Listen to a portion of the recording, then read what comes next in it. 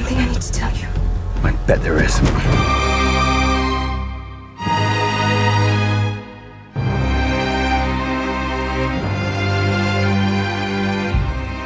A global pandemic is exactly the kind of obstacle you'd expect 007 to face, but not in the most literal of forms. But finally, after almost 2 years of theatrical delays, No Time to Die has made it to the big screen, and that's exactly where the concluding film of the Daniel Craig era deserves to be watched. An explosive and emotive adventure, it's yet another Bond movie classically calibrated for theatres. Unfortunately though, it's torn between offering modern thrills and old school tropes, making for an uneven watch. As such, No Time to Die works as a reasonable and enjoyable farewell to Craig, but falls short of topping the saga's high points.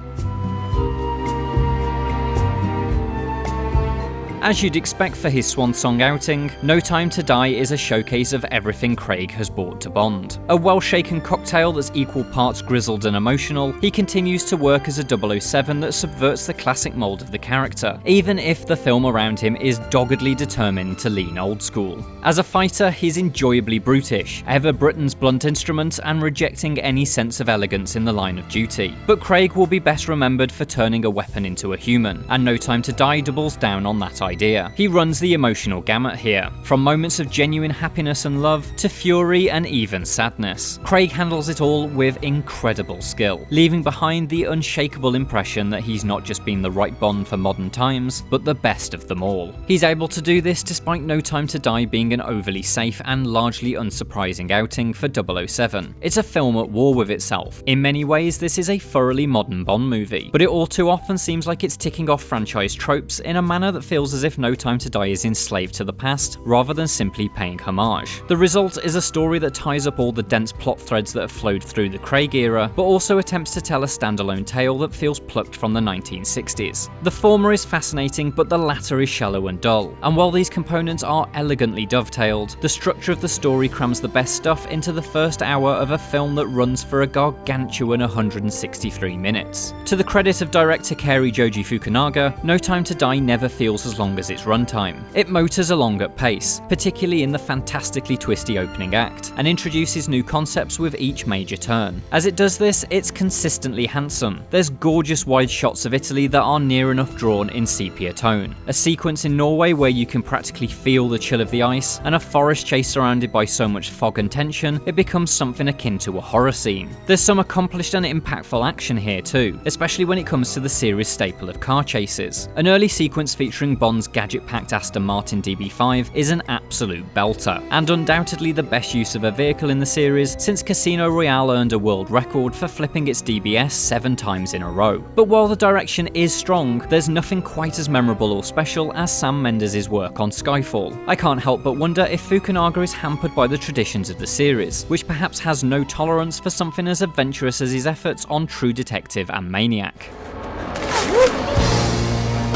He may not get to flex his more unique directorial muscles, but Fukunaga orchestrates a cast of new and familiar characters that, for the most part, are operating at the top of their game. One of this era's best assets is the interpersonal connections between Bond and the people he works with, and that's as evident as ever here. There's great conflict between Bond and his MI6 Chief M that helps propel a morally messy plot forward. Christoph Waltz Blofeld returns, and while he's unambiguously cast as Bond's Hannibal Lecter, the duo's interactions are equal parts shockingly aggressive and enjoyably humorous. Providing a delightfully fresh spin on espionage is Ana de Armas, whose CIA agent Paloma spills over with chaotic good energy that opens up Craig's more endearing side. She's the best non-Bond character in the entire movie, which makes her fleeting appearance feel quite the missed opportunity. Bond's closest relationships in No Time to Die are reserved for Leia Seydoux's Madeleine Swan, who returns from Spectre, and Lashana Lynch's Naomie. Seydoux's gloomy performance fails to captivate, but the love between Swan and Bond does, especially when haunted by the shadow of James's former lover, Vesper Lynd. There's an authentic sense of difficulty to their relationship, and while a couple of important details feel skimmed over rather than thoroughly investigated, their romance nonetheless serves to make Bond incredibly human. If that all sounds a bit much for an action flick, it's balanced out by Lynch's new 00 agent, who acts as both a fun rival and valuable partner to Bond. The bickering between the two can be a bit much at times, but when it's at its best, the banter keeps the rivalry snappy and amusing. That's something that applies across the board. No Time to Die is much funnier than the brooding goodbye I expected. Well, that's not the first thing I thought you'd take off, but... Not funny at all is Rami Malek's villain, Safin, who's less a character and more a backstory in human form. Armed with barely anything beyond the tired Bond tropes of a genocidal weapon, a foreign accent, and a disfigured face, Safin is an underdeveloped and uninteresting foe. Yet, bafflingly, the story is so fascinated by him that it sacrifices the chance to provide a satisfying and meaningful end to Bond's long-running conflicts that started in Casino Royale. It's this trade that ultimately does the most harm to No Time to Die. While the film still remains enjoyable, its focus is so formulaic that during the second half, it rarely feels like the momentous final chapter in the Craig era that it should be. A poor villain and a tired old-school superweapon plot threaten to derail Daniel Craig's final outing as James Bond. Luckily, the blonde-haired, blue-eyed weapon in a suit keeps things steady and, importantly, emotional as he completes his final mission. The direction is kinetic and frequently beautiful, especially through the fantastic opening act, and the supporting cast is largely great. But this is Craig's film through and through. While Skyfall would have been a better send-off for him, No Time to Die is nonetheless a showcase for a complex and first-in-class performance from the best James Bond we've ever had.